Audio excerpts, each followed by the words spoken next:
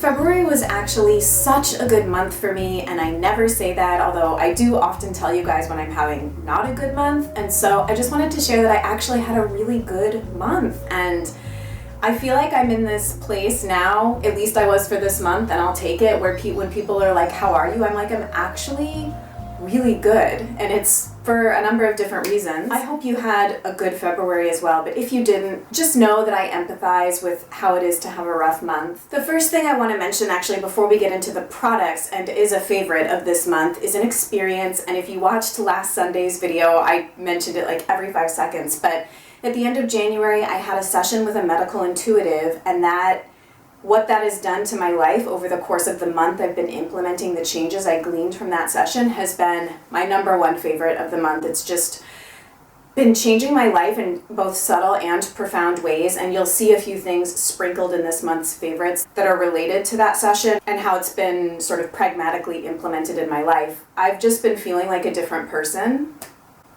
mostly emotionally.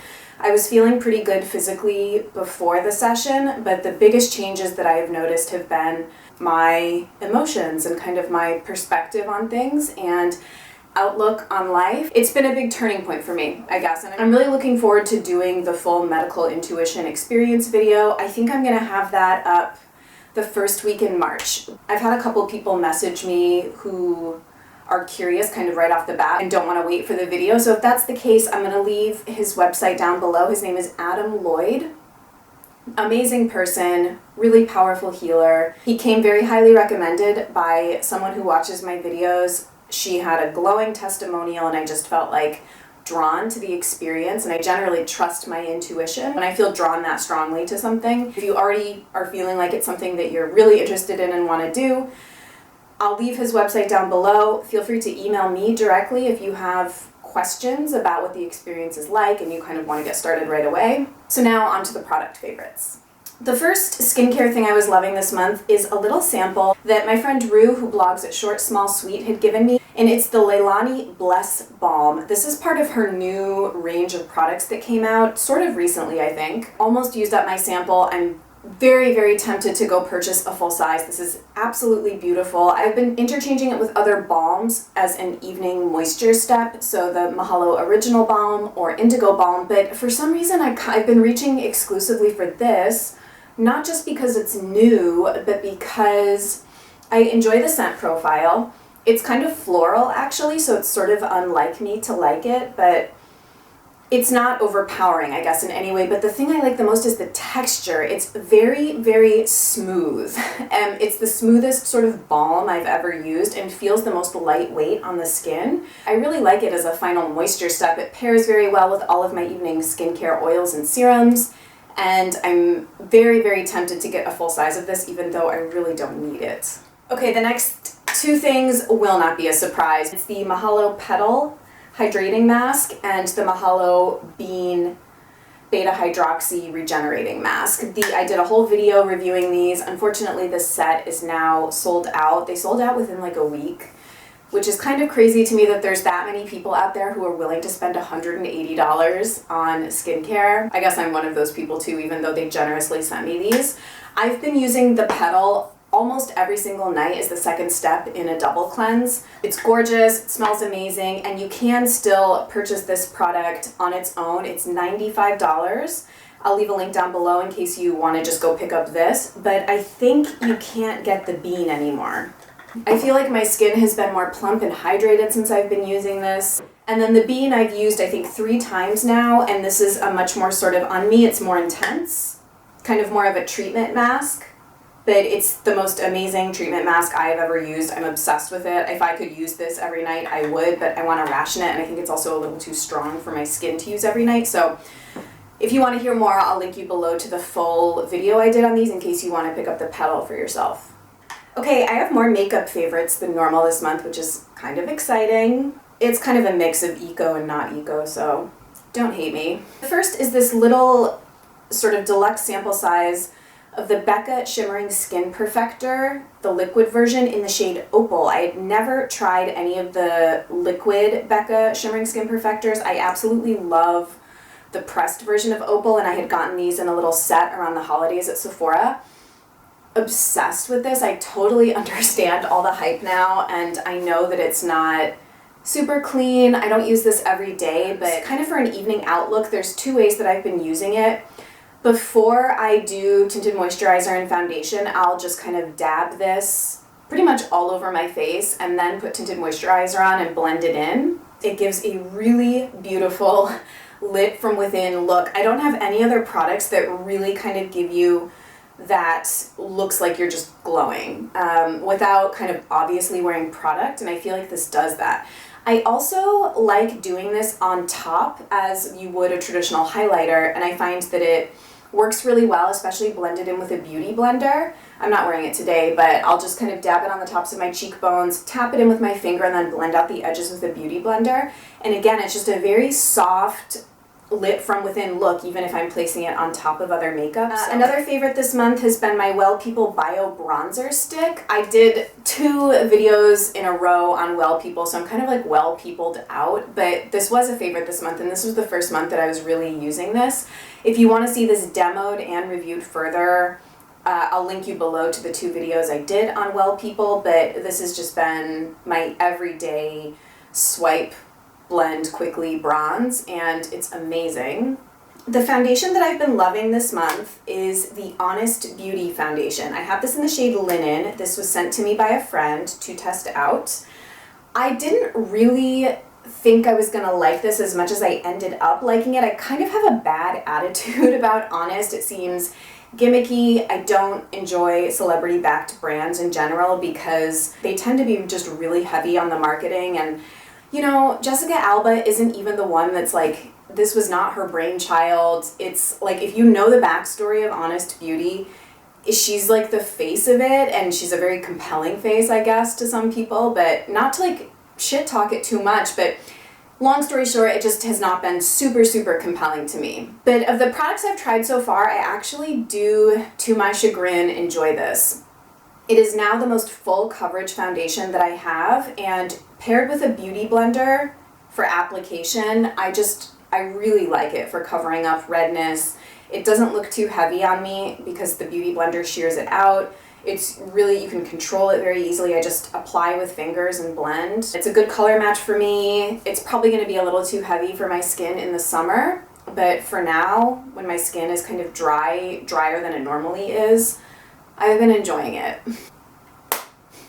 My lipstick favorite of the month was Red Apple lipstick in After Hours. Totally obsessed. I did a lip swatch video that included this in it, so I'll link that down below if you'd like to see this on my lips and what it looks like. It pulls very purple on me, which lipsticks like this tend to do, but I'm super, super into it.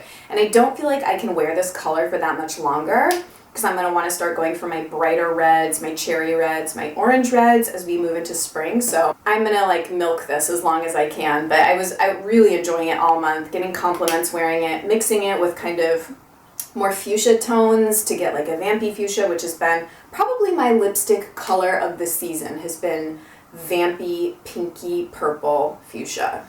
More on the purple side. So a little bit of this mixed with Bite Beauty Quince is like perfection.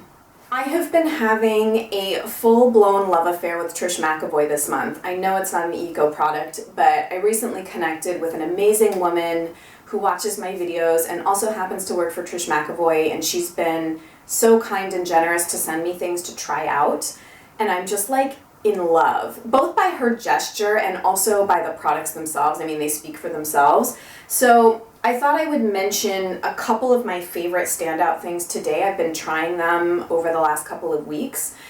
And she sent me some makeup brushes. I Instagrammed a picture of them, and I'm so obsessed with them. They're so pretty, and I wanted to mention my favorite one so far. It's the number 71 Perfect Face Brush.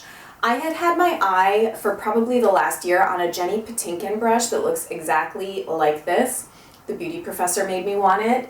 She used to be anyway, a really big fan of Jenny Patinkin brushes. And this was like the number one on my list from that line. So when this showed up, I was just like, I don't know, I start like trembling, like, because I get so excited because it's like just such a thing of beauty. I think that the construction of the brush is really just attractive. They're shorter than traditional makeup brushes, and I think that makes them a little bit easier to work with, I think is the idea behind the design. The handles are all engravable, which I think is a really nice touch, and the hairs are all, this is goat hair because it's white, but some of the other ones are squirrel hair. But before any of you vegans get pissed, they are all cruelty-free, and not in the sense that the animals aren't harmed, but they source their makeup brush hair from animals that live on free-range farms, I guess, or sanctuaries, and so they're not caged, and they just, the way that they collect the hair is they shave their tummies, which I think is cute. In my head, it's a very sort of bucolic, nice image. Truthfully, I don't know what the reality of those places are like. I don't want to start like a whole discussion around cruelty-free makeup brushes, but the brand is very invested in that designation, so I trust them and I feel good about using these brushes, and they're luxe at the same time, so I'm obsessed. This I have been using in lieu of my Real Techniques sculpting brush for blending out cream bronzer, like the Well People Bio Bronzer. And it's more precise because it's smaller. So if I really am in a rush, I'll still reach for this because this will do it in like 2.5 seconds. This is a little more work, but the end result is more polished. It doesn't blend as much product away as this does. So I really, really like it. You'll probably hear more about the other brushes I got eventually too, because they're like works of art. Okay, just a couple other Trish things to mention. I'll start with the most toxic and end with the least toxic. The most toxic, but also most amazing, is the Trish McEvoy Instant Eye Lift. This comes in 2 colors, and I have it in the lighter shade. I mean, if you ever decide to try this, or you have already tried this, it is like the heavens part and the angels sing, and it's like a transcendental experience. I think also because I've been using eco products for so long, you sort of do forget about the performance of high-performing, high-end conventional makeup, chemicals and all. It's freaking incredible. I'm not gonna lie to you. It does not rate great on EWG. It has parabens in it has dimethicone in it has fragrance in it. But for Friday and Saturday nights out, or when I want to look on fleek, I will reach for this because it's really incredible. The application, there's a video on the application of this on Trish's website. You apply it in what she calls a triangle of light under your eye. It's like a big triangle. I blend it in with a beauty blender and it's amazing. I'm shutting up now. The second thing I've really been impressed with are the Beauty Booster Lip and Cheek colors. I am actually wearing it today, which this is sort of an atypical shade for me. I don't typically go for like pinky pinks, but I really like it. This is going to be a staple color for me in the spring. I have sort of shied away, I guess, from sort of chubby sticks. The Honest Beauty one I've tried, do not like it at all. It has a really gross scent to me. And I know Clinique makes ones like this, and I just like, Clinique is a brand, I'm like, no, just no. This I kind of like slapped on as soon as it was like one of the first things I tried, and I was like, oh my god, it's actually really nice. A beautiful formula, lightweight, pigmented, moisturizing, very lightly scented but pleasant, not at all plasticky, long lasting. The pigmentation is quite long lasting, so really like it. This is in the shade Perfect Pink, and now of course I want others. It's not as toxic as the Instant Eye Lift. It actually rates a 5 on EWG, but that's actually only because fragrance, there is fragrance in this as well, which rates an 8, but it's the last ingredient. So personally, in my mind, this is more like a 3 or a 4 because the bulk of the ingredients are very low rating on EWG.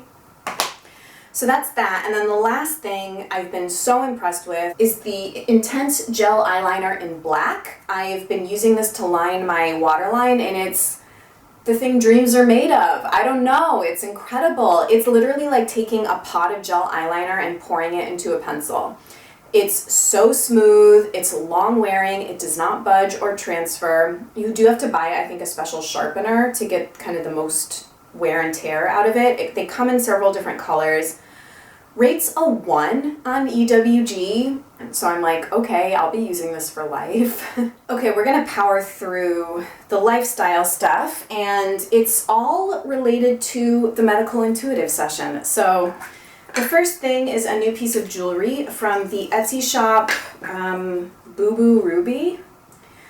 So I did do an Instagram post on this as well. It's an azurite pendant. Azurite is one of my 3, what I like to call power stones. So something that you can have this person, Adam, check into is which crystals and gemstones are most aligned with you energetically, or with your energetic blueprint, as it were.